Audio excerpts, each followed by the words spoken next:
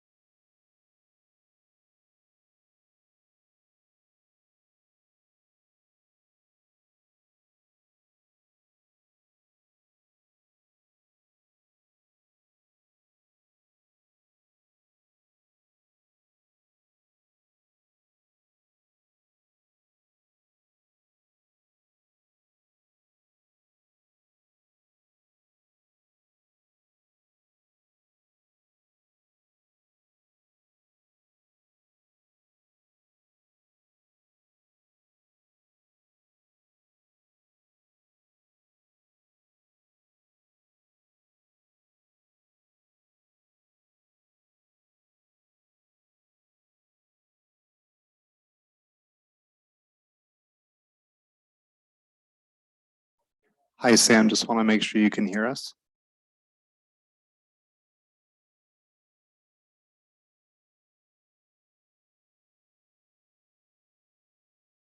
Hi, Sam. Can you hear us?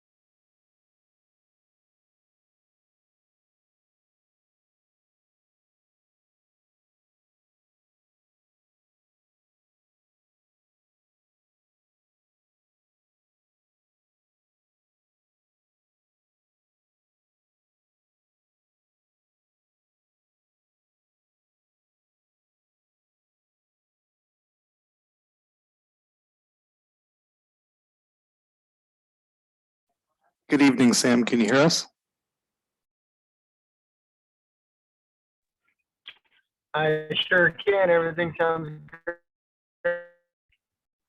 You're coming through loud and clear on our end too. Thank you.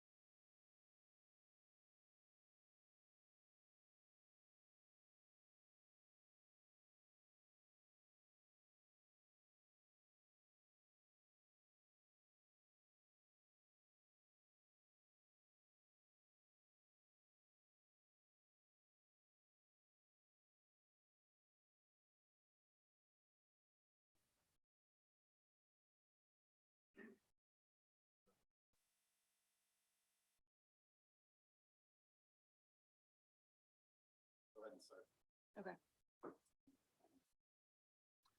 All right, welcome to the Planning Commission meeting. We're going to start with Pledge of Allegiance.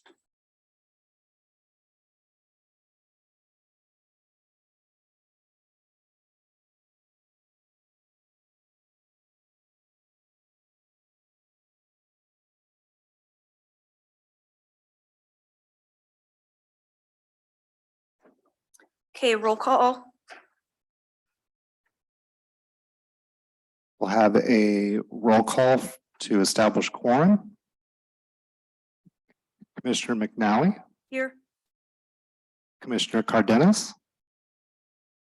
Commissioner Farini, here. Commissioner Phillips, and Commissioner Grant. Here. We do have quorum. Okay, public communication. Any person wishing to address this commission may do so at this time, except for matters already on today's agenda. Total amount of time allotted for receiving such public communication shall be limited to a total of 15 minutes, and each individual or group will be limited to no more than 3 minutes. No commission action can be taken on comments made under this heading. Anyone here for public comment? Are you here for something that's on the agenda, sir? Okay. No, if it's on the agenda, then just wait until that item comes up. Okay, then we will move to approval of minutes from the July 2022 meeting. I move to approve. Second, Second. We have a first and a second. All those voting, Commissioner McNally, yes. Commissioner Cardenas, Commissioner Farini, Commissioner Phillips, and Commissioner Grant. Yes. It passes. Procedure for public hearing and or action items. After the staff report for each agendized items, members of the public shall be allowed to address the board and the commission regarding the item being considered. Any person wishing to testify should first state their name and address. All comments or testimony should be addressed to the board chair and should be limited to no more than 3 minutes. If you challenge in court the action or decision of the Yuba County Board of Supervisors or Planning Commission regarding a zoning, planning, land use, or environmental protection matter made at any public hearing described in this notice, you may be limited to raising only those issues you or someone raised at such public hearing or in written correspondence delivered to the Yuba County Board of Supervisors and Planning Commission at or prior to such public hearing. So first item, conditional use permit, CUP 2021-0005, Sharp Outdoor Event Venue. Good afternoon, my name is Kara Fisher. I'm the project manager for the Sharp Outdoor Event Venue. The request is to allow an outdoor event venue at the Frenchtown Inn on a 22-acre property, zoned rural residential, 5-acre minimum. Some specifics is that they're proposing to have 32 events per year. Events will be held on the weekends, Saturday and Sunday, and shall not surpass 2 per month. There will be 100 guests maximum, and then there will be 55 on-site parking spaces. This is located at 9858 Frenchtown Dobbins Road in the Community Organ House. And specifically, this will be on parcel 3 of a final map that's been already recorded, PM 2021-0008. Here we have the project site located in Frenchtown, north of Marysville Road and along close to the intersection of Frenchtown Road and Frenchtown Dobbins Road.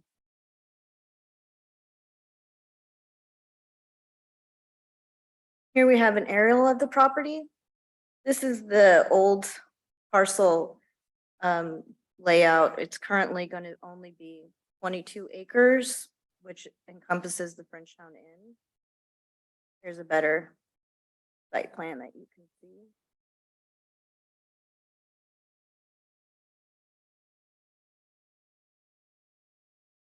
So the property is within the rural community general plan designation and the RR5 zoning district, which is compatible with the development standards and consistent with the character of the general plan.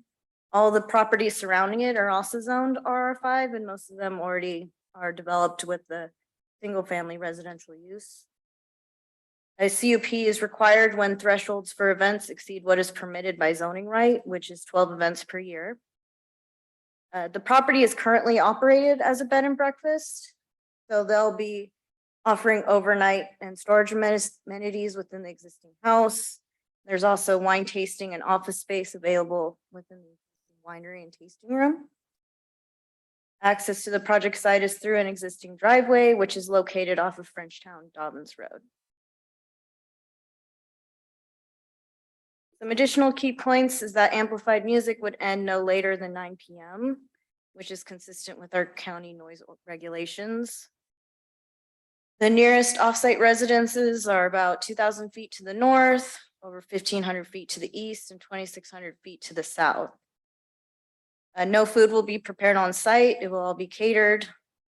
Mobile restrooms will be provided for the guests.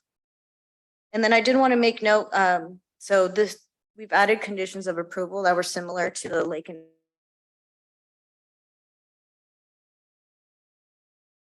use permit, and then limiting the number of events to 32. So this meets all the findings for the conditional use permit, plus the supplemental findings for a special event center. We prepared a mitigated negative declaration, a mitigation monitoring plan. We've added mitigation measures for light spillage. FRACMID added some mitigation measures for dust control. There was some biological resources from a northwestern pond turtle, but no structures are being proposed, so shouldn't have an impact on this particular project.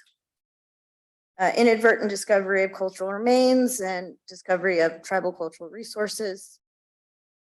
It was circulated for the required 20-day review period and no comments were received on the environmental document. It was routed to county staff, which we've added conditions of approval for. There were no comments from Caltrans, DOT and PG&E. And then FracMed, we added their mitigation measures. There was one email that we received towards the end of last year, which we addressed in the staff report. And with that in mind, staff is recommending approval of the mitigation negative declaration plan and approving the CUP. Thank you.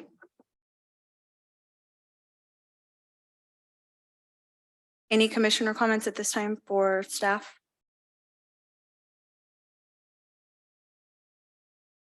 None. I have a question. How amplified is amplified music? I think it makes mention like 45 decibels or something along those lines. Okay, so not like a big concert stage set up with, No, if they plan to exceed any of our general noise requirements, they have to apply for a noise permit. okay, that was the only question. Through the chair, this is Kevin Perkins, Yuba County Community Development. Right now, the county's noise ordinance requires any amplified sound technically requires a noise permit from the county. So there are limits, decibel limits that need to be consistent with our general plan safety element as it relates to noise and also the county's noise ordinances.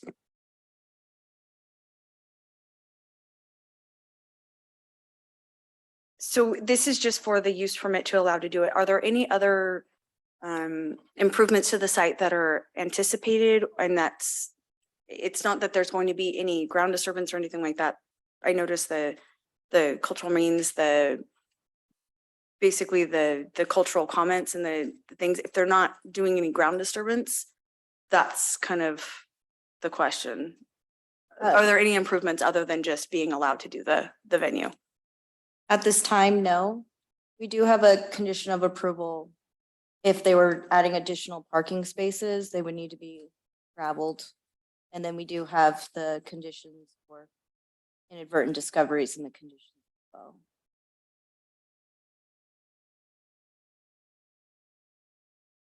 I have no further questions. Okay, at this time, then we'll open up for public comment and public hearing. So if you have a comment, come on up.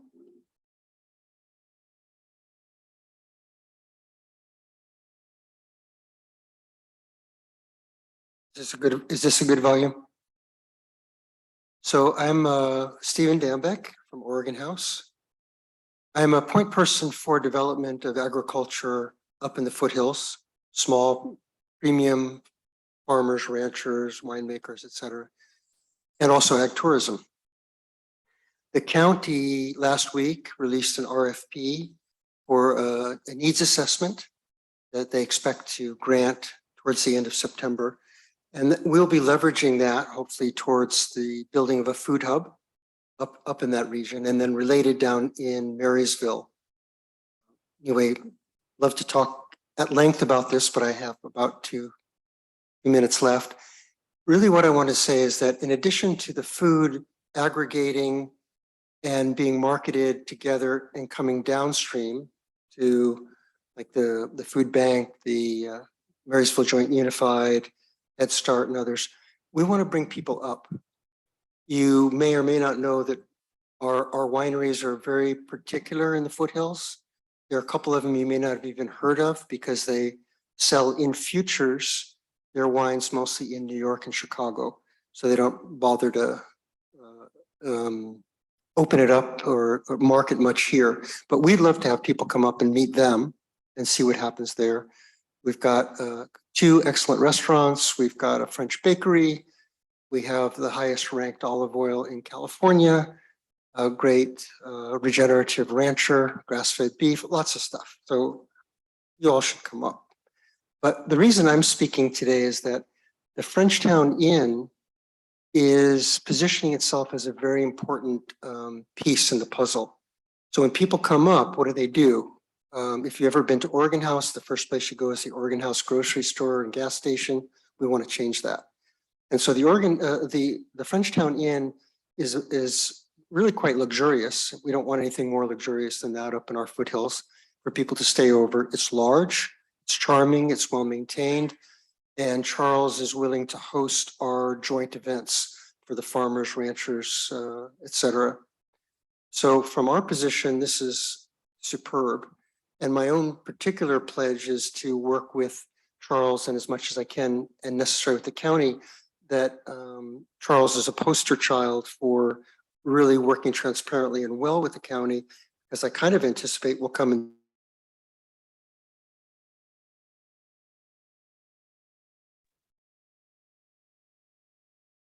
Thank you.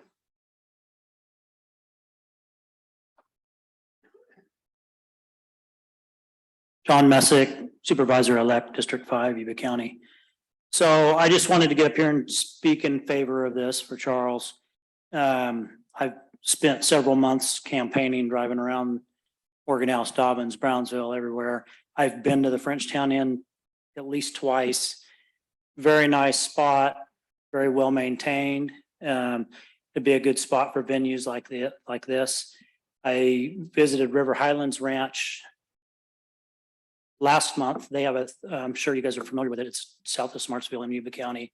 It's a wedding venue, similar to what Charles has here. They have a big barn. They're now hosting a third Thursday in the summer where they have live music. They have that last Thursday or last month, they had a guy come in with a little pizza oven and you could buy pizzas, and they had a bar and just place for the local neighborhood to congregate and get out and mingle. So a lot of up there was a lot of people from Nevada County, at Smartsville too. So I think that's another thing that would be nice here at Frenchtown Inn, place for the locals to have an event and be able to get out and mingle. So, yeah, that's what I wanted to say on it. I've been there a couple times. It's very nice.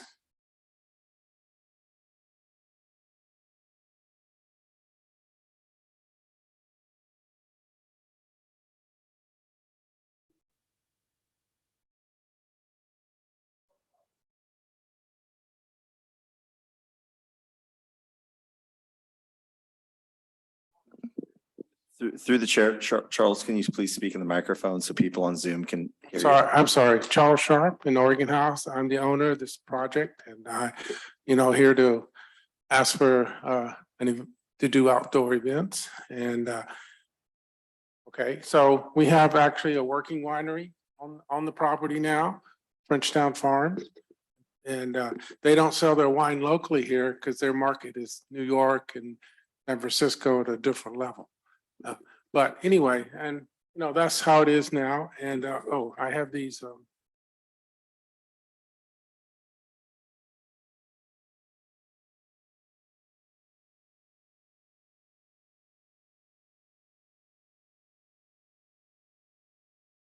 And anyway, we're in bed and breakfast right now, and we mostly cater to Airbnb people.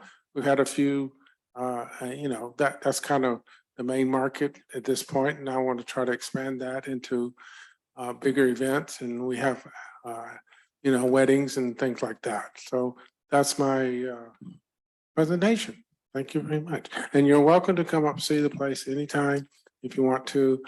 Be happy to show you around.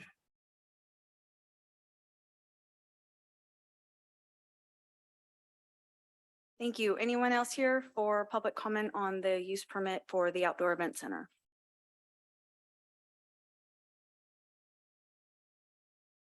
And anyone on, I don't see any hands raised, but I don't see everybody on there. There are no hands raised currently on Zoom. If anybody would like to speak, I'm inviting you to do so.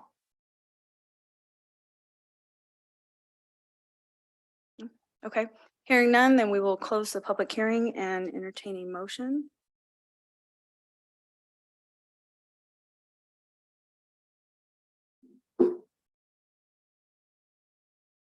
Got it.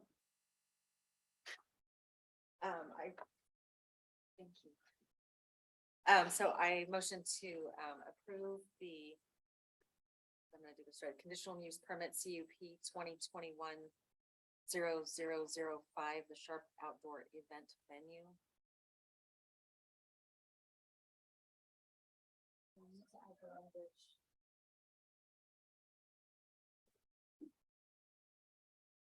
Okay, and adopt the attached, mitigated negative declaration, mitigation monitoring and reporting program and resolution approving conditional use permit 2021-005.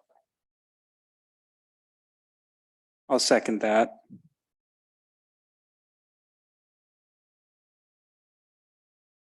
We have a first and a second. We will entertain a roll call vote. Commissioner McNally, Yes. Commissioner Cardenas, Commissioner Farini, Yes. Commissioner Phillips, and Commissioner Grant. Yes. It passes.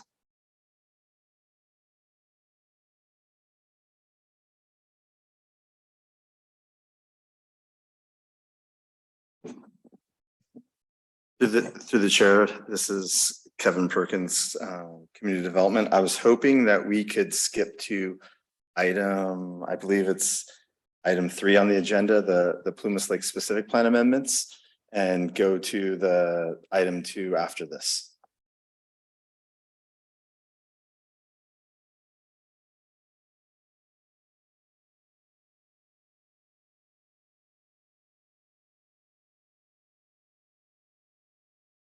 Ian, do I need to share this screen?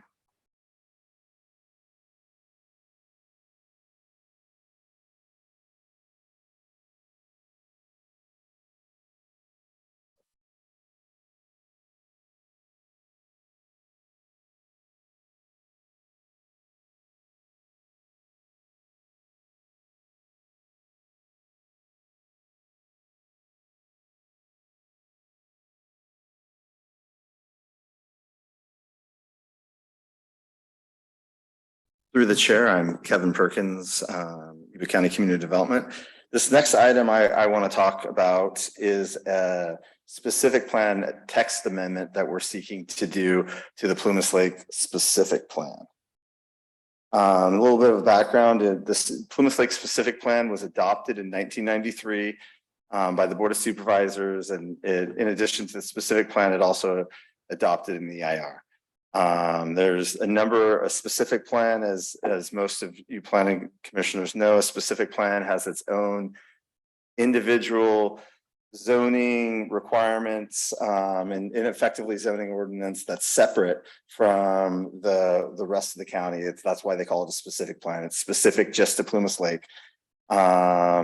And, you know, again, the Plumas Lake specific plan was adopted in 1993. There has not been any substantial changes to the text of the Plumas Lake specific plan since 1993.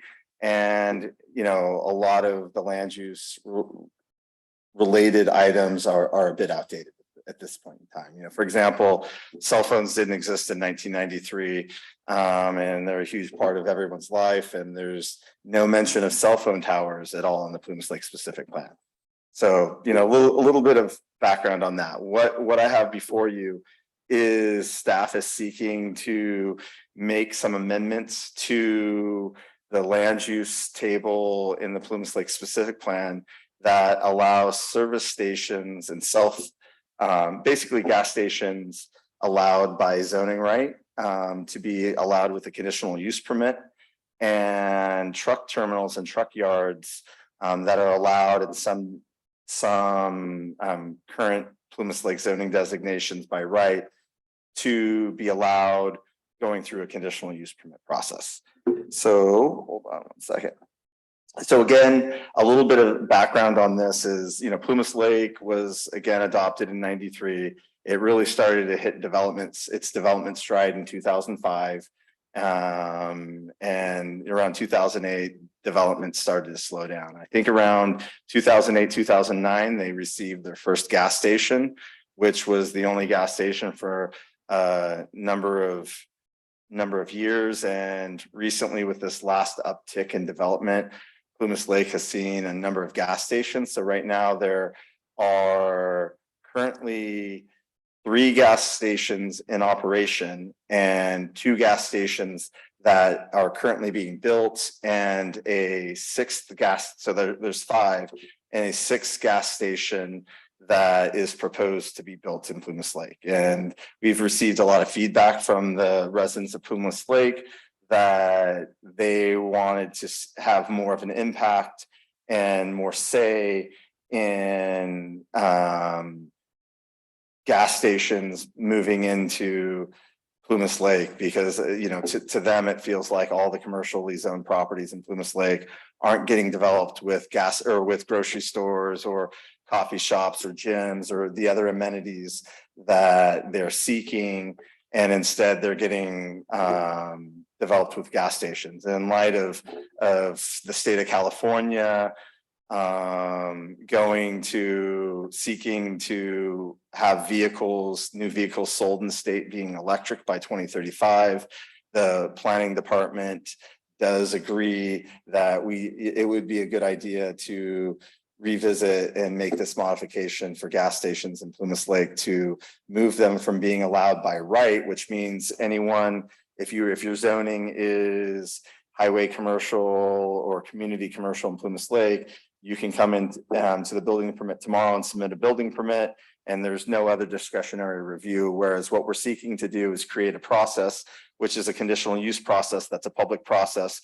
It involves notification to neighbors within 300 feet, notification in a local newspaper, an environmental document, and a public hearing. So we feel like this would allow the residents of Plumas Lake to discuss whether or not gas stations are in the future are appropriate at different locations. And so again, it's, and the planning department also wants to look at, what happens to these gas stations if gas stations are going to go away in the future. Do we want to put limits on this or conditions to make sure that we're allowing land uses that, we're not stuck with a structure that's not going to be usable at some future point in time. So that's the first change that we're seeking. The second change that we're seeking is more of, instead of being a reactionary change like we've done with the gas station, requiring a use permit instead of being principally permitted. Right now, this one is just being a little proactive.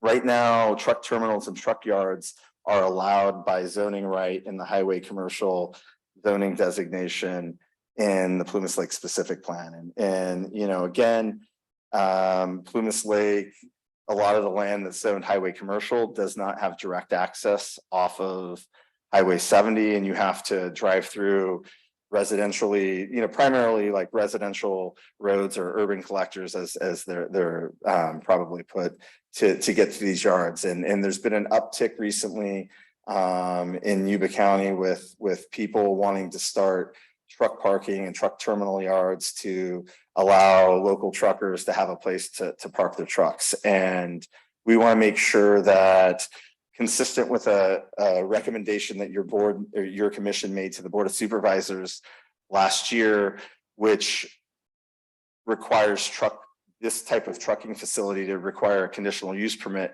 We want to make that consistent with the Plumas Lake specific plan. So all new truck yards that would go in Yuba County, whether it's the area Plumas Lake specific plan or outside of Plumas Lake specific plan, that they go through the same process. So that's what we're seeking to change with the truck terminal. So in both cases with gas stations and truck terminals, we're not saying that they can't do it. We want to be able to have a process that we could put more, we could add conditions of approval and make sure that the sites that are being chosen are appropriate sites for the uses. So that ends my discussion over the item. This slide right here will show you the changes that are going to be made in the text on table 3.42 for commercial land uses. And again, we've determined that these edits to the specific plan are going to be exempt from environmental review pursuant 15183. Given that Plumas Lake specific plan has an EIR, already, and also that these text amendments are minor in nature, and frankly, anything that we're by allowing a conditional use permit process, everything else is going to be subject to CEQA in the future for gas stations and truck terminals. They might be exempt from CEQA, they might not, but those will be project specific. So there will be, if your commission decides to make a recommendation to the board for these changes, there will be a second environmental review process, that an individual environmental review process, excuse me, that'll need to be done with this.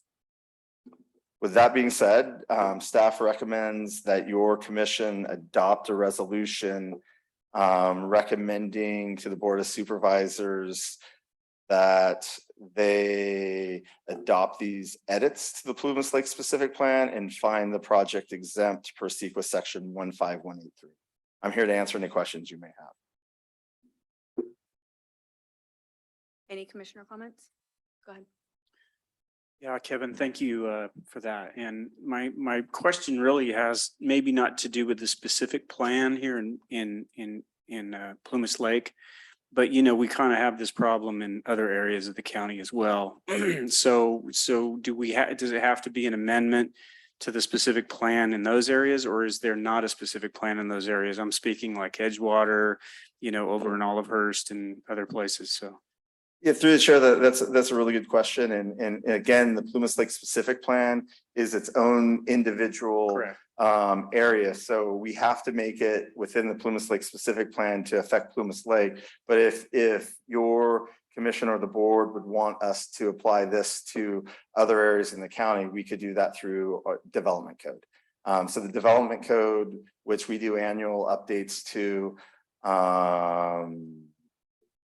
is the mechanism to make this, if the commission or the board would want this to be done in other areas, would be the mechanism to do that.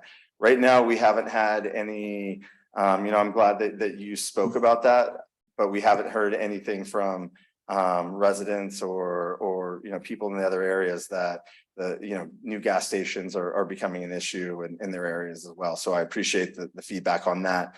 But for any countywide zoning changes to be consistent throughout the county, it would include the development code update and also a specific plan amendment to Plumas Lake, because they're two different documents. Correct. Yeah.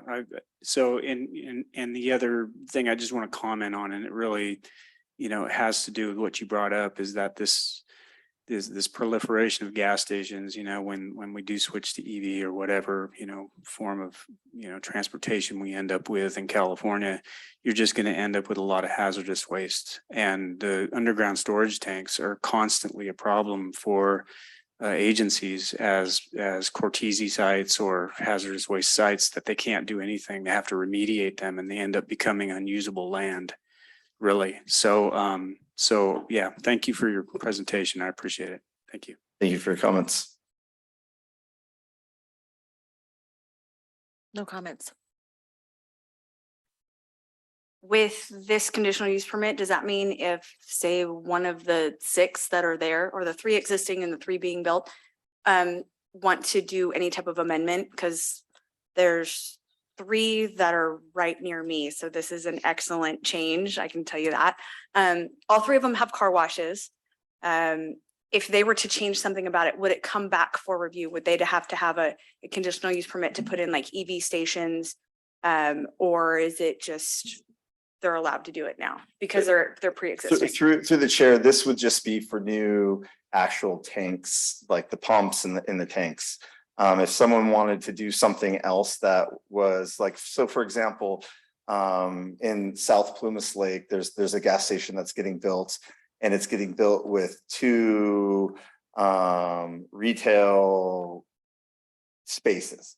And in addition to the gas station, they're going to have a Jamba Juice, they're going to have a Pizza Hut, and they're going to have a Tesla charging station at this gas station. So, it's and in that case, if one of these existing gas stations wanted to add a building to their site and they had enough space and could meet the parking and the other design review requirements, and that use that they were trying to put in the space was allowed by the zoning ordinance, they wouldn't have to go through a use permit process or do an amendment to anything. This is only for tanks in the ground. Like, so for example, right now, a convenience store without a gas station, this wouldn't apply to it because we would consider the convenience store a retail store and not a gas station per se. This is only for the tanks in the ground and the pumps. Okay, thank you.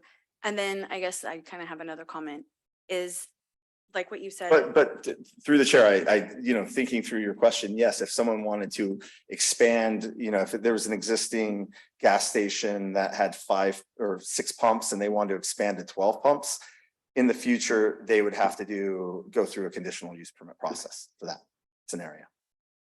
And then, like what you said, that this ordinance or this specific plan was done in 1993, and there's a lot of things that are not in it and there's a lot of things in it like roof mounted antennas that really don't apply anymore. Is there a way that when we do the development code update that we do look at the specific plans as well? Because it doesn't say anything in here about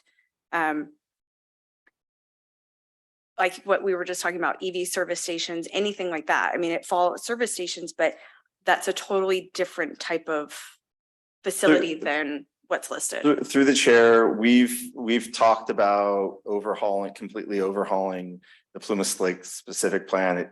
You know, I've gotten some quotes on the price on that, and it's come back a pretty hefty number, you know, above $500,000 to do so. And so right now, I would love to entertain like a entire like wholesale review of the Plumas Lake specific plan and you know, making it consistent with the development that's out there right now in 2022 in the future, and not a document from 1993. But there's a substantial financial cost to that. But staff is looking into potential grant program or grant funding, et cetera, to help with that cost in the future. But that's something that is on our radar, and I would like to see changed in the future as a really overall big, you know, community involvement. One of the things I hear quite a bit from residents in Plumas Lake is, you know, well, how do, you know, I want to have a say in this, and this isn't,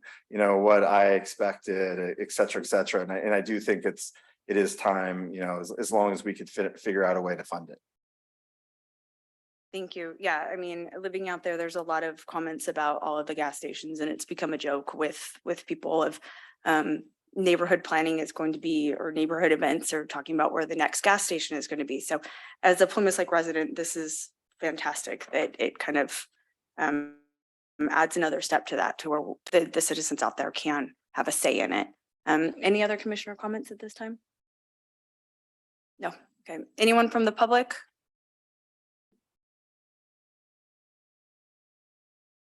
Anyone online?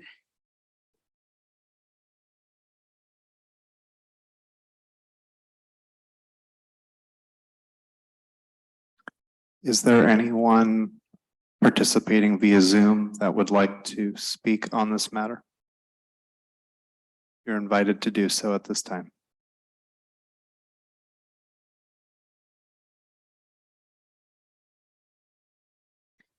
There's no Zoom activity, Commissioner. Okay, then at this time, we'll close the public hearing, and I'll move to recommend the Board of Supervisors adopt the Plumas Lake specific plan edits and determine the project is exempt from SEQA review in accordance with SEQA section 15183.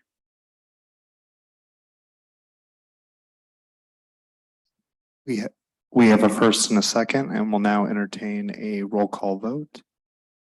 Commissioner McNally? Yes, Briefly through the chair to clarify, the resolution will be adopting a recommendation to the Board of Supervisors, yes, correct, to Yes. adopt and to declare the project exempt from environmental review? yes, that is correct. Thank Thank you. We have a first and a second, and we'll entertain a roll call vote. Commissioner McNally? Yes, Commissioner Cardenas? Commissioner Farini? Yes. Commissioner Phillips? And Commissioner Grant? Yes. It passes.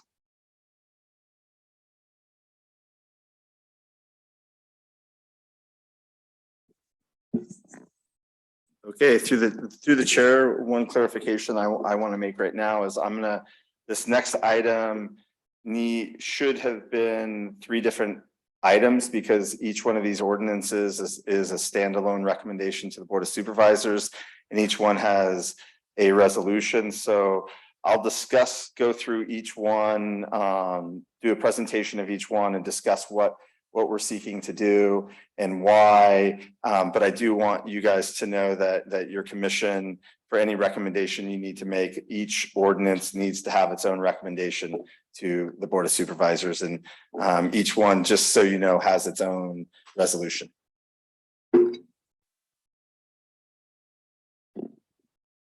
All right, so a little bit of background on this. We are community development has, and this isn't just the planning department, this also includes the public works department, or affects, excuse me, the public works department and environmental health and building as well. But there's a few ordinance that the county, these aren't major changes, they're minor modifications to these ordinances. One is the county's noise ordinance. The second one is the county's outdoor music festival ordinance. And the last one is changes to the county's Hammond Grove and Sycamore Ranch ordinance. A little bit of background on this and why these changes are before you. Again, these ordinances are not part of the development code. They're separate. They're part of the county's overall code section. And the development code, I think, is chapter 11. These are chapter 8, if I'm not correct in the county code. But we'll first start with the noise ordinance. A little bit of background on this is over the last few years, if some of you guys are not familiar, there have been a couple outdoor music festivals in the county, and going through that process, staff has found some discrepancies in that ordinance, the noise ordinance, and some of our park ordinances as well. And you know, it's been in front of your planning commission a few times, like special event centers, and one of the big issues with special event centers are the noise, and so, or is the noise, excuse me. And so staff for the past year has been trying to get this to your planning commission. I apologize for the delay, but it's in front of you now. And so I'm going to kind of go through briefly the changes that were proposed. And again, these changes are coming out of actual implementation of the ordinances and finding like, oh, hey, this isn't working, or this should be worded this way, or this should be excluded. And none of the changes are major overhauls to the ordinances. They're minor. It's you know, effectively like wordsmithing to some extent. So I do want to start with the noise ordinance. Right now, one of the issues that we're seeking to change in the noise ordinance is there's a inconsistency right now between our general plan noise ordinance and the county's or the general plan safety element noise section and the county's noise ordinance. You know, a little bit of a background is noise ordinance has been in effect since the 80s. It's been around for a long time, hasn't been updated. You know, some of the zoning codes that it reflects are zoning designations that don't exist in the county anymore.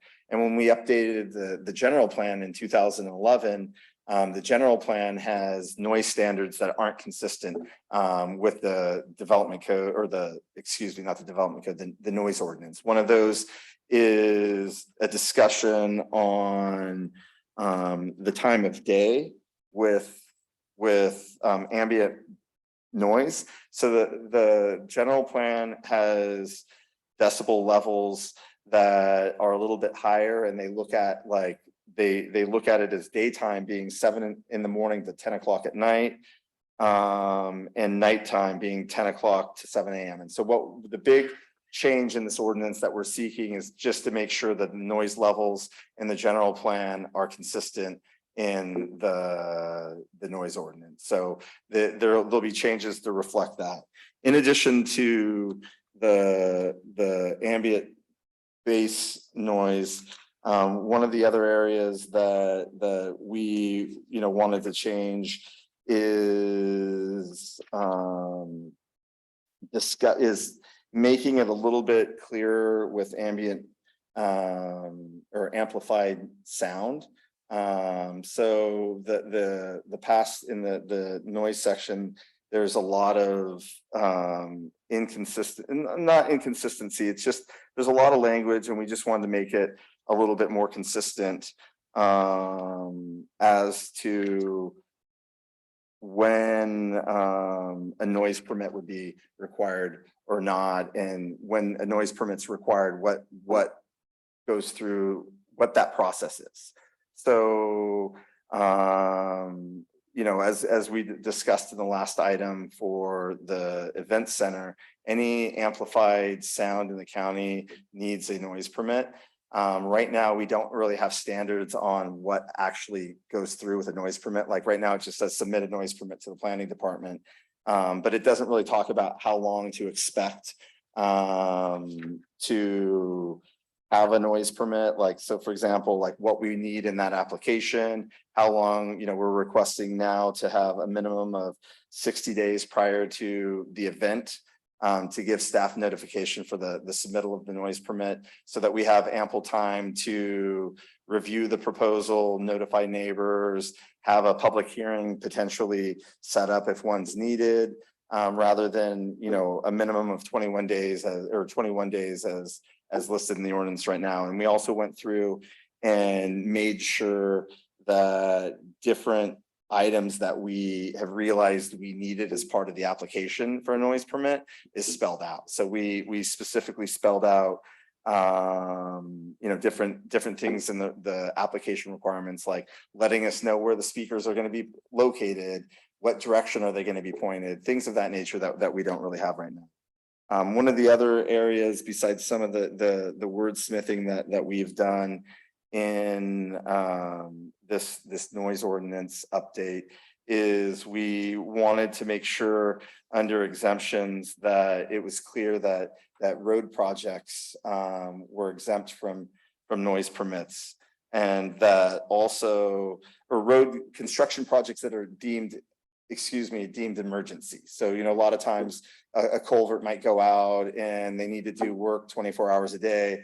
And the contractor doesn't have time to, you know, spend 60, you know, we can't have the road closed for 60 days, you know, while they're waiting to get a noise permit. We need to have some provisions for that. So we discussed that, and also construction projects that are routine in nature, that are going from 7 a.m. to 6 p.m, that those don't need a noise permit as well. So just clarification on that.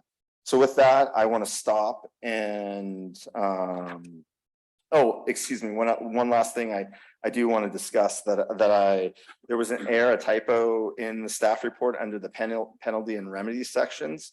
Right now, it talks about like any sort of a noise infraction having $1,000 fine for the first offense and a $2,000 fine for the second offense. That actually should be a $250 fine for the first offense and $1,000 fine for the second offense. And those are consistent with state laws for on what you can charge for those types of offenses. So, you know, we're charging as much as we can. We can't charge more because it would be inconsistent with state law. So I do want to note that if your commission decides to make a recommendation to the Board of Supervisors, that recommendation on this update to the noise ordinance also includes the changes in the penalty section to reflect $250 for the first offense and $1,000 for the second offense.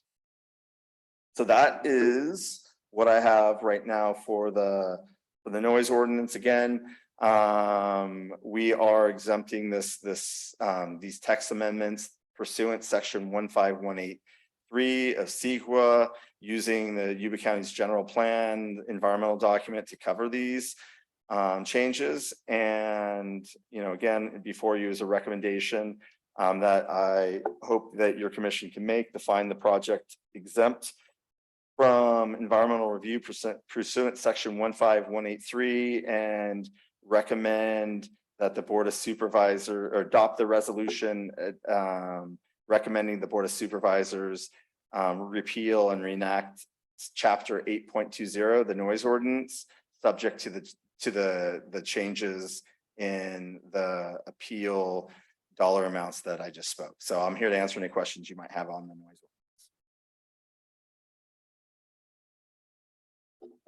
Questions? Go ahead. Sorry about that. There we go. So what is the maximum noise So, level? so the maximum noise level, let me tell you where that is. That would be on attachment 4 in your staff report. On, I believe it's the section 8.20140. So right now, the maximum during the day, the maximum dBA, which is the measurement of noise, can't exceed 60 decibels at the property line. And so there's some language in there that it can go higher or lower, but the average needs to be 60. Gotcha. Okay. And at night, it will need to be, I believe, 45.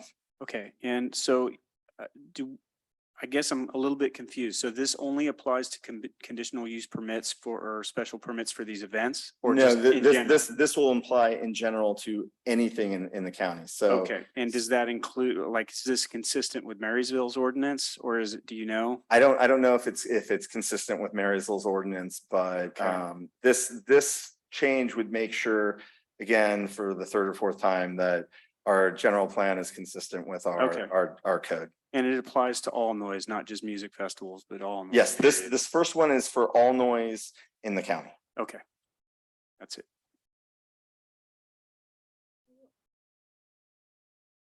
How will this affect, say, like the amphitheater?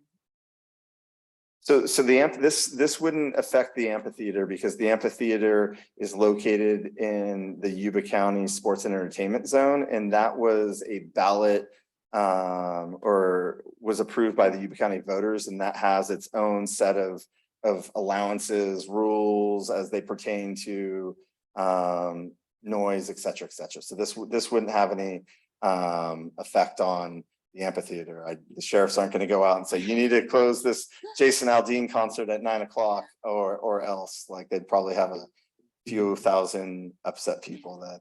I know it's a big venue and a lot. But again, like, all jokes aside, the sports and entertainment zone, the ballot initiative that was approved in 1998 covers the amphitheater.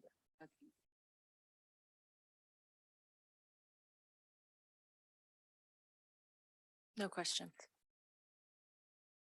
So with the permit, does it get sent out to neighboring agencies? It says anything that is near schools, hospitals, and Yuba County buildings. So if there's a permit, and let's just say that it's across the street from another government facility, does that noise permit get notified of, is there notification to that? Yes, that's one of the changes that we're making, is that there's a 300-foot consistent with SEQA regulations, that for notification for CEQA, you do 300 feet from all adjacent property or to all adjacent property owners. We're going to do the same as part of the noise permit. So all people within 300 feet of the noise permit will get notified of our intent to approve or deny a noise permit.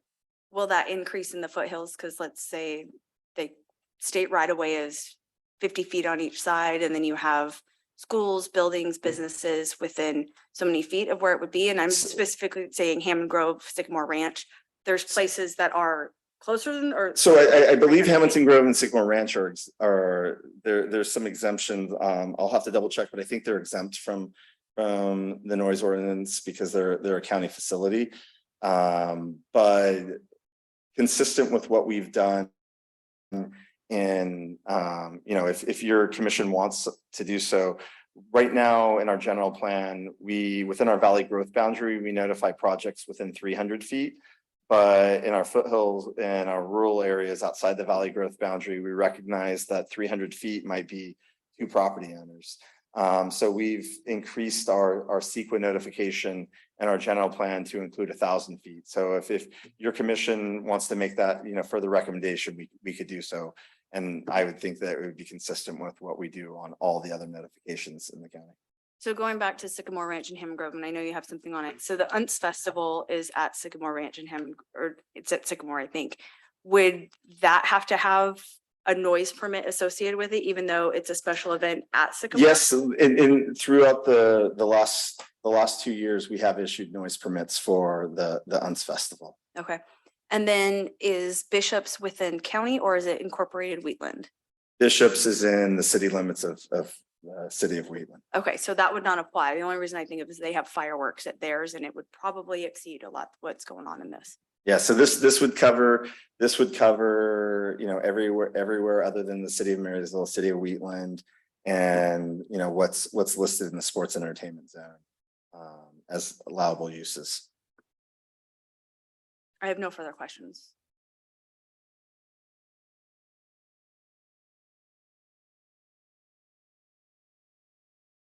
No other commissioner comments. And we are taking public comment on this too as well. Yes, so at this point, if you'd like to open up for public comment, you can do so. Anyone here to comment or online to comment on this, on the noise update?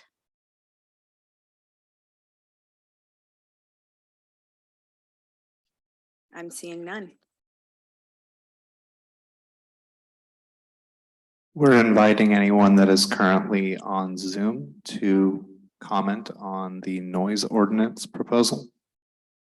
If you're interested, please do so at this time.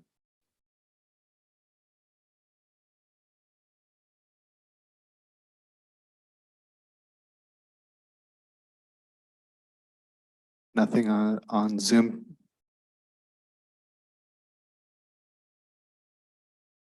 And so before a recommendation is made on the one that you have up, Kevin, it would be, The recommendation would be to adopt the resolution finding the project is exempt from CEQA pursuant section 15183 and recommending that the Board of Supervisors repeal and reenact chapter 8.20 of the noise ordinance. okay, so there's those first two bullets.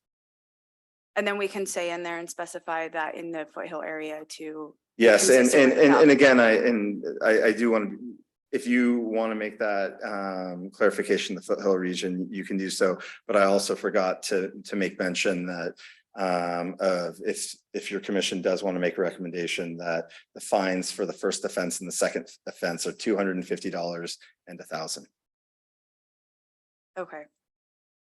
Then I find the project exempt from further environmental review pursuant to section 15183 of California Environmental Quality Act. Recommend the Board of Supervisors repeal and reenact chapter 8.20 of the Northern Ordinance, along with adding the 1,000-foot buffer notice to be consistent or as specified by Kevin Perkins, and the amendment or change to the penalties for violation of the ordinance.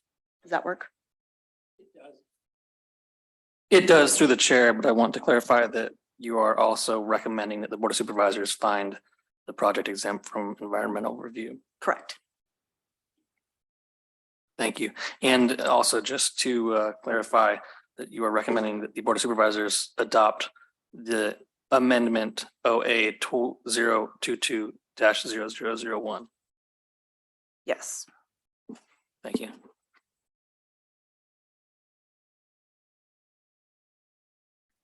I will second. We have a first and a second, and we'll entertain a roll call vote. Commissioner McNally, Yes. Commissioner Cardenas, Commissioner Farini, Yes. Commissioner Phillips, and Commissioner Grant. Yes. It passes.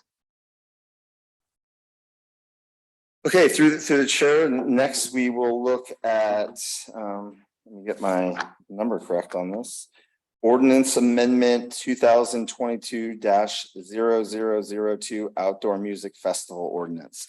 So again, bear with me on this one and the next ordinance. I didn't work through these entirely. I got comments from the Public Works Department. It's been a while since we last talked about this. So these changes are pretty minor. Again, they've come out of, as Commissioner McNally pointed out, that the county has been issuing some outdoor music festivals the last couple of years. There's been an INS festival that's been pretty successful at Hammond or at Sycamore Ranch. If any of you planning commissioners next year want to go to the UNS Festival and see what they're doing, you know, please let me know, and I can arrange a tour with Public Works during the concert. It's, you know, I went last year for the first time, and it was really interesting and cool to see how the park transformed into the UNS Festival. And you know, again, the biggest thing that I took out of it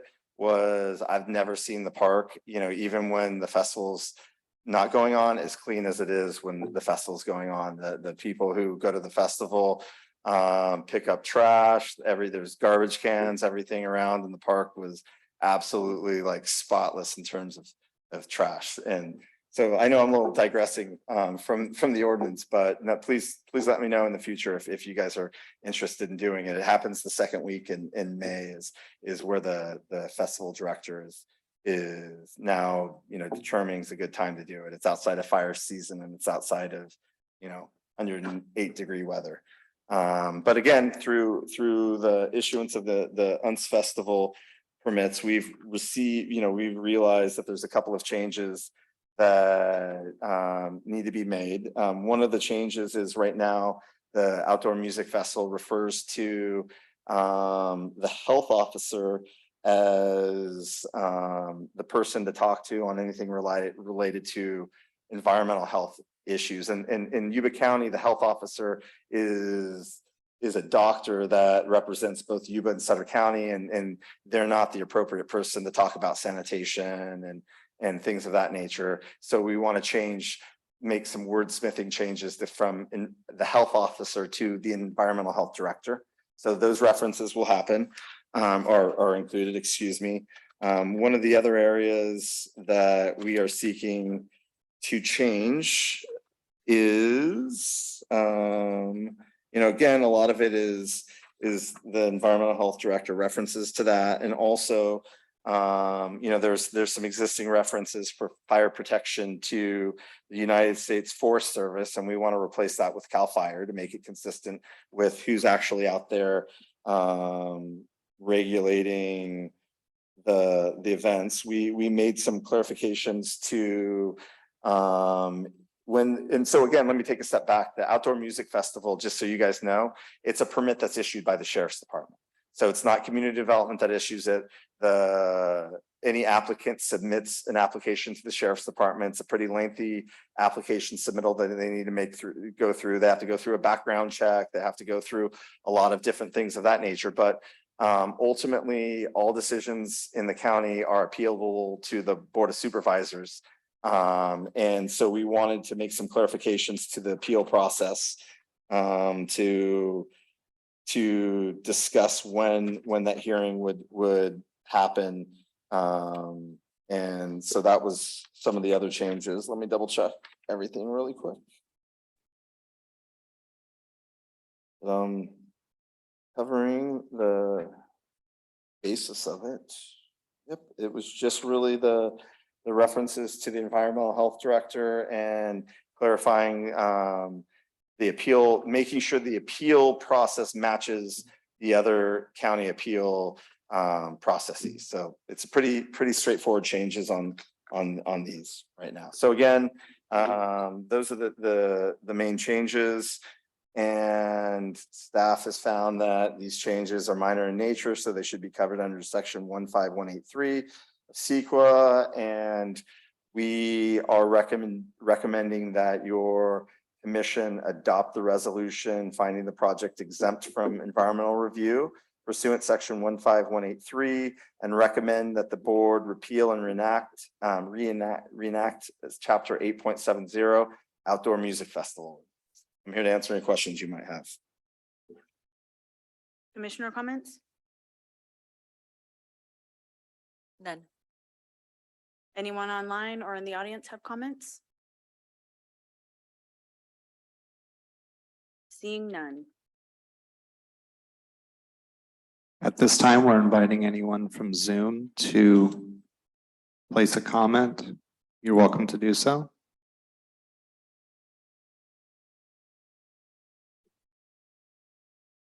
There are no comments or hands up. Okay, and then we will close the public hearing and entertain a motion. I propose to adopt motion 2022-0002 outdoor music festival ordinance. And that we find the project exempt from further environmental review pursuant to section 15183 of CEQA and recommend the Board of Supervisors repeal and reenact chapter 8.20 noise ordinance. 7-0. Sorry, 8.70 outdoor music festival ordinance. Thank you. I second. We have a first and a second, and we'll entertain a roll call. Commissioner McNally, Yes. Commissioner Cardenas, Yes. Commissioner Farini, Yes. Commissioner Grant, Sorry, yes. and Commissioner Phillips.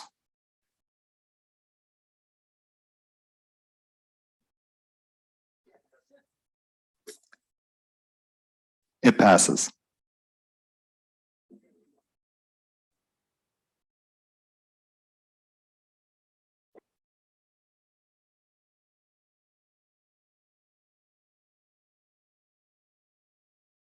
All right, sorry about that. Then last ordinance review that we have are, again, it's, really minor in what we're seeking, but in the Hammond Grove and Sycamore Ranch ordinances, and again, all of these are coming out of us working through the UNS Festival permits that we realized there was some inconsistency in the ordinance. But again, this next ordinance is ordinance amendment 2022-0003, Hammond Grove and Sycamore Ranch ordinances.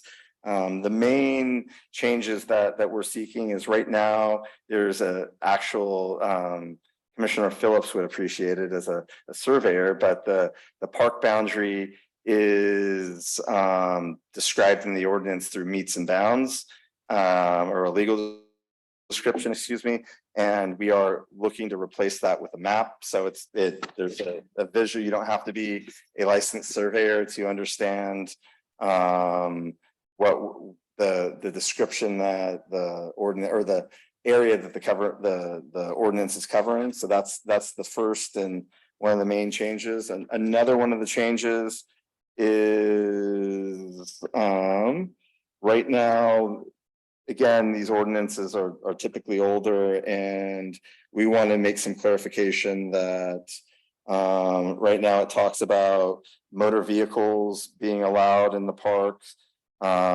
being horse trailers, motorcycles, and wheel vehicles. And as you guys know, it's an operational campground, and we want to make sure that it's clear that motorhomes, fifth wheels, and camp trailers are also allowed. So, we've definitely made that change. And then lastly, we changed the section of the ordinance that regulates procedures for events with over 200 attendees. So I'm here, and again, we found this project to be exempt from CEQA pursuant section 15183. I'm a master of that code at this point in time after tonight. It's consistent with the general plan. I'm here to answer any questions. I guess as it relates to 200 employee or attendees, it's a section in Sycamore Group Camp D that's what we're referring to as for the 200 employee or the 200 attendees. So again, staff is recommending that your commission adopt a resolution making a recommendation to the board that the project's exempt pursuant to 15183 of the CEQA guidelines, and make a recommendation to the Board of Supervisors that they repeal and reenact section 8.79, the Hammond Grove and Sycamore Ranch ordinances. Comments or questions?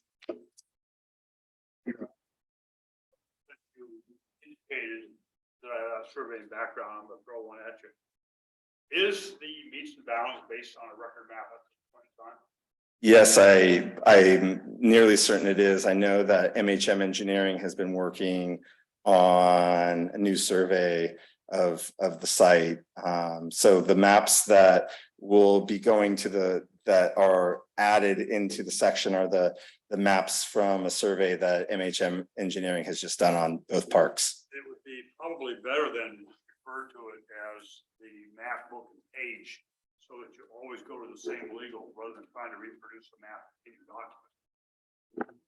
Okay, And eliminate the meets and bounds, I agree, but most people can't read meets and bounds. yes.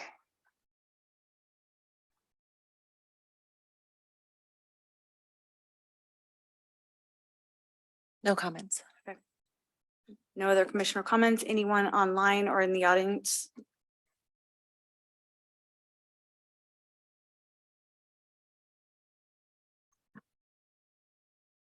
At this time, if there's anyone interested in, from the Zoom audience and participating, you're welcome to do so.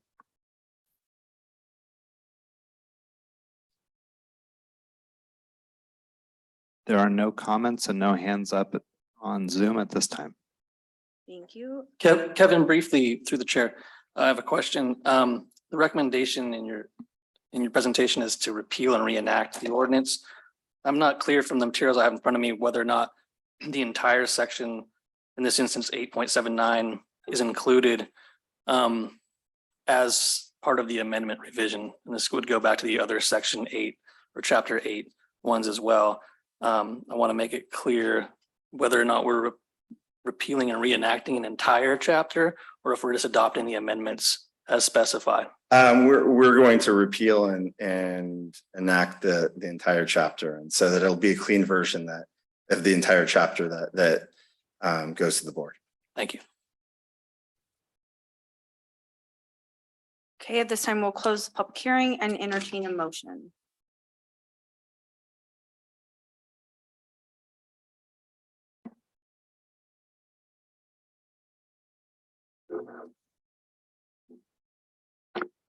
Okay, I find the project exempt from further environmental review pursuant to section 15183 of CEQA.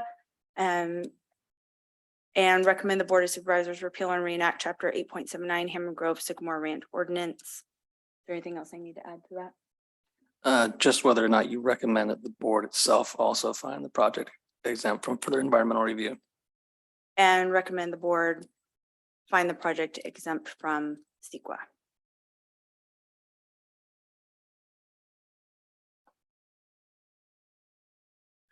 We have a first and a second, and we'll entertain a roll call vote. Commissioner McNally, Yes. Commissioner Cardenas, Yes. Commissioner Farini, Yes. Commissioner Phillips, Yes. and Commissioner Grant. Yes. It passes.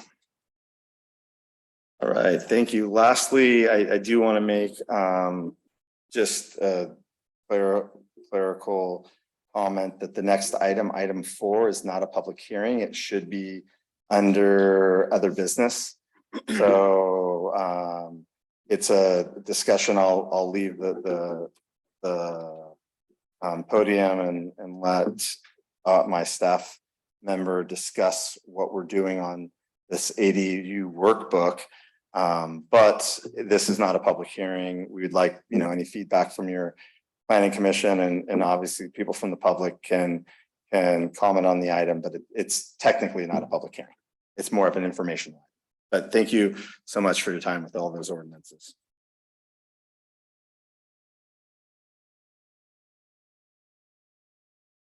Through the chair, I'm Maggie Scarpa. I'm a relatively new planner with Yuba County, and I've been the project manager for the accessory dwelling unit workbook. In, I don't know when, I think 2021, the Yuba County secured grant funds from SB2 from the State Department of Housing and Community Development. And the county worked with the engineering firm Jackson and Sands to have a series of ADU plans designs. The county plan checked them And after this meeting, they will be currently available for the public to use and in conjunction with these free building plans. The county has now prepared I have a workbook for the ADU plans, as well as if anyone wanted to have their own plans designed. The workbook serves as a resource for those interested in designing and building an accessory dwelling unit. And in this presentation, as well as in the document, it will be abbreviated as ADU.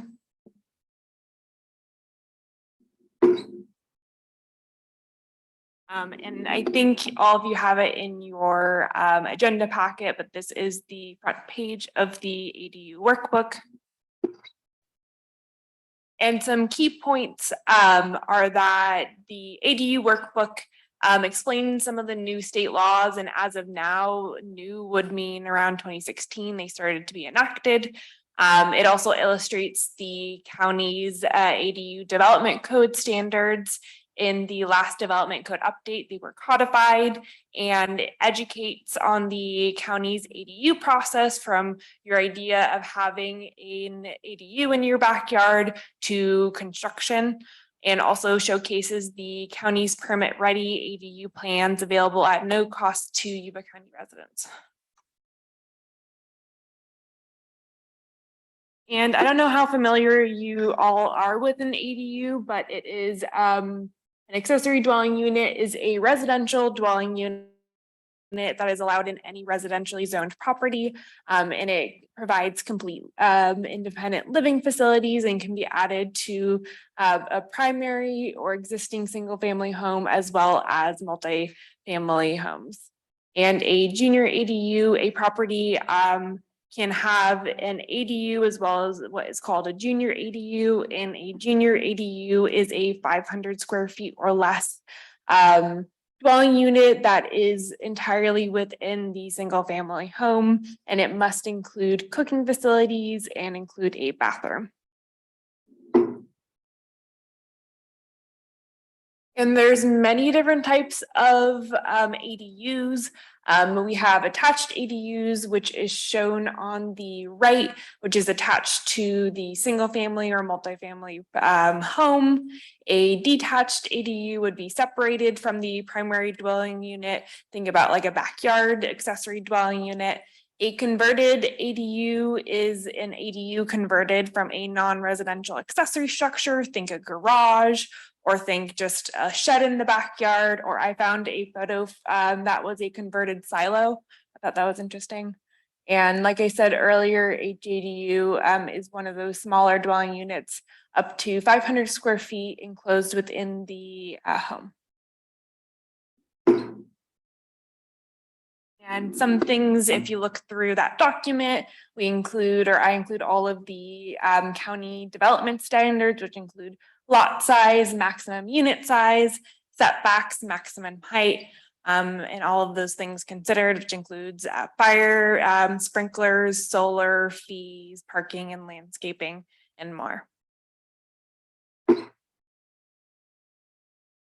Sometimes this process is really daunting. I get a lot of calls about how someone would be able to have an ADU. They know that it's allowed through the state, but they are a little bit confused with their process. And so we broke it down into what you would need, from the idea of having an ADU in your backyard or attached or converted garage to getting constructed.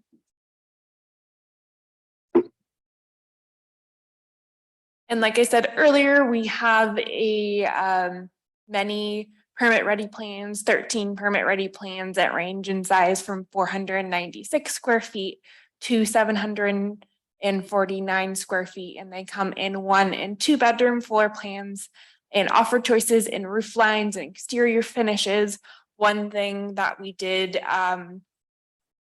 as the county is we named all of the ADU plans after water bodies, rivers, creeks, and sloughs in the county to make it more of a local plan.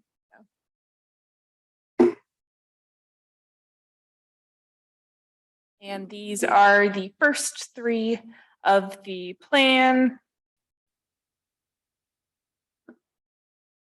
These are 496 feet and they have differences in roof and covered porches. Yeah, let's see. Yeah, these are the ones that I just talked about. They're 1 bedroom, 1 bath, and 496 square feet. These are also 1 bed, 1 bath, and they have a little bit of a difference between an elevated roof as well as a porch. This one would be, or these two would be our 599 square feet models with different roof lines as well as exterior finishes.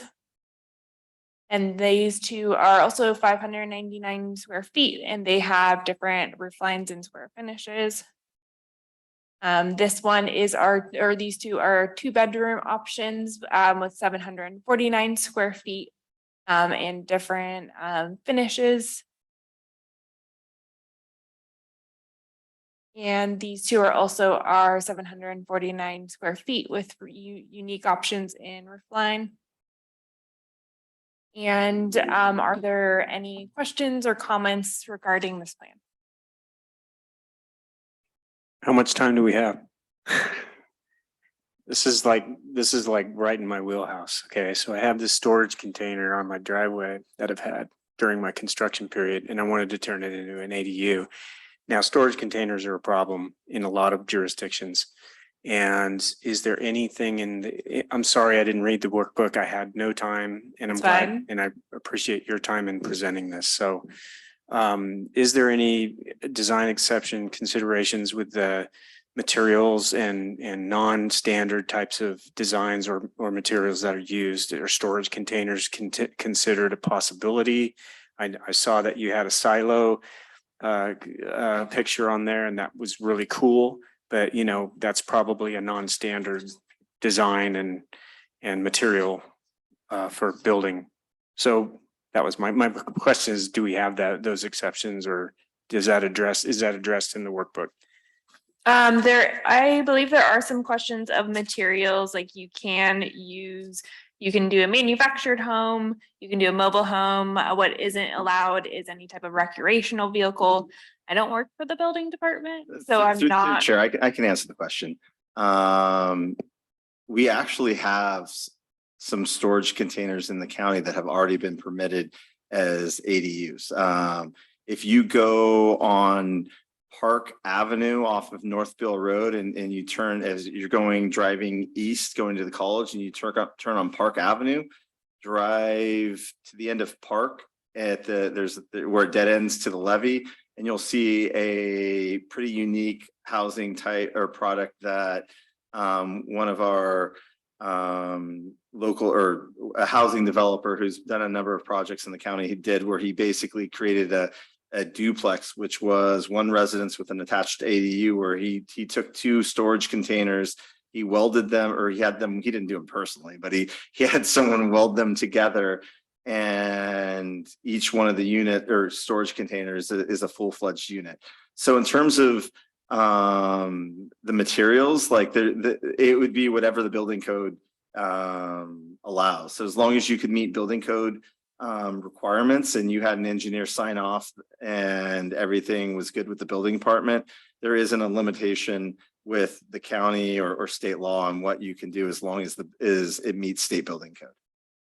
But I just want to give that example because we actually have an example in the county of storage containers that have been converted into. I did not know that. That's so cool. Check it out. It's a you know, I've been inside of it. It's really fantastic. You know, I don't know if it's been sold or rented out, but if you have any further questions, I can get you in touch with the housing developer. And you know, so you know, this is a good place, I think, to infuse maybe that type of information, you know, that it is somewhat allowable. You definitely have to get an engineer's approval on certain design exceptions that require structural, you know, approval and building code approval. But, you know, I think if you do that, it'll allow the public to know that, oh, okay, so. Yeah, through the chair, I do appreciate that suggestion, and I think maybe taking some pictures of the existing unit that's in the county and adding it to the workbook would be something that we should add to the workbook. Again, I know that Maggie touched on it, but the goal of ADUs is to increase the housing stock throughout California, not just Yuba County. And we wanted to make sure that the process was less cumbersome and difficult for people. So, the workbook that Maggie created, in my opinion, answers a lot of the questions that she and the other planners get asked on a daily basis. And, we wanted to make sure that we had a product or a number of different units that people from the public could utilize the plans and not have to pay an engineer to get the plans. And the plans have also been master planned with the building department. So, you're not going to have to go through plan check with these as well. So, I know you have some personal experience dealing with building codes and plan checks. And so, For a homeowner builder, it can be a little bit difficult because you get treated differently, but having this already prefabricated basically for you is such an amazing, step forward in getting more affordable housing available for folks. Yeah, it's almost going to be an over the counter permit if someone uses these, because the master, for those that don't know, what a master plan means is the plan has been checked for building code. And there might be some site specific stuff, like someone might have to do a soils test or study if they're doing it in the foothill, but for the most part, people don't have to go through the lengthy process of the building department checking everything in the plans to make sure it meets requirements. It's going to be like, oh, do they need fire sprinklers? Do they not need fire sprinklers? Right. Do we need to look at the foundation that's going on? And so, it's something that by having these plans master planned, it could cut down the issuance of a building permit from, a few months to literally a few days. And so we're pretty excited to be able to offer this to the residents of Yuba County. We're excited as well. Thank you, Maggie. I'm just excited that we're doing it in Yuba County. It saves a lot of money and it speeds up the process to bring in family or, students that need to live somewhere. With the cost of living, it's important that we help our communities. Great job. Really good job. I just had one question because I didn't see it in there. Do you have a sample plot plan? Do you get that question a lot of what's a plot plan? How do you draw Yes. one? Is that also in it? Yes. It is on page 13 or a site plan. Okay. Yeah, we walk people through it in the building permit process because it's needed in the building permit process. Yeah, great job. Through the chair, one last thing that I would like to say is I just want to thank Maggie for all her work on this. Maggie has been a planner with the planning department since October, and she has done a lot of work as a planner outside the, working on long range planning and different things like this workbook. And I just wanted to give her, some kudos on the good work that she's been doing. And I really appreciate it. Thanks. There are no further questions. I'm going to sit down, but if anyone has any questions, you can email the planning email if there's any ideas. Like it is, I believe it's a living document. So if you guys have any cool FAQ questions or resources, feel free to. Thank you.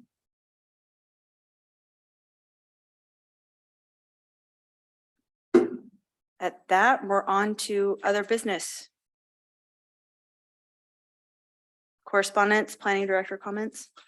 Through the chair, I do have a couple of comments. One, I do want you guys to be aware that Maggie and I are going to kick off in the next week or two our annual development code updates. There's a number of code changes that we're going to be working on. And so I'd like to bring that back to we hope the finished product will come to your planning commission in October, but I'd like to not overwhelm you guys with everything in one meeting and have a meeting in September that's more of a workshop where we give you guys time to give us feedback. So it's not just a one way, like here's the changes that we have to the ordinance. I'd like you guys to give us some feedback. You guys have given us some really good feedback tonight on a number of things. And so that's our goal. So we should have a meeting in September.